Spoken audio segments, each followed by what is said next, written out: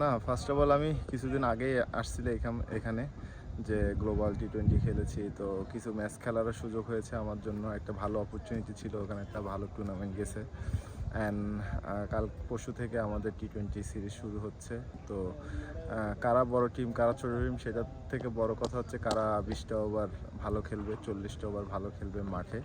তো ওইটার জন্য অপেক্ষা করতে হবে। আমরা যদি তিনটা সাইডই ভালো করতে পারি, bowling, batting, fielding, team wise ভালো খেলতে পারি, আমরা আশা করি যে তাদেরকে আমরা আরামসে বিট করতে পারবো। এবং তারা টি-20তে ভালো টিম, ওটার থেকে মনোযোগ দিতে হবে। আমরা আমাদের বেস্টটা দেওয়ার চেষ্টা করলে আমরা ম্যাচ উইন করতে পারবো।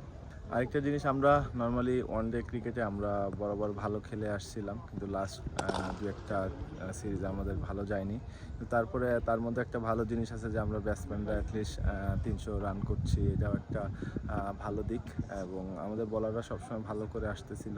এই সিরিজটাতে হয়তো একটু তারা স্ট্রাগল করছে। আমার কাছে মনে হয়, আশা করি তারা এই যে সামনে টি-20তে কামব্যাক করবে। অ্যান্ড তার পাশাপাশি আমরা ব্যাটসম্যানরা যারা রান করছিলাম বা রান করছে সবাই, যেহেতু আমরা ওয়ানডেতে 300 রান করছি, এইখানে যদি তারা সেটা ধারাবাহিক বজায় রাখতে পারে, তো বলার আর ব্যাটসম্যান মিলে একটা ভালো টুর্নামেন্ট হবে।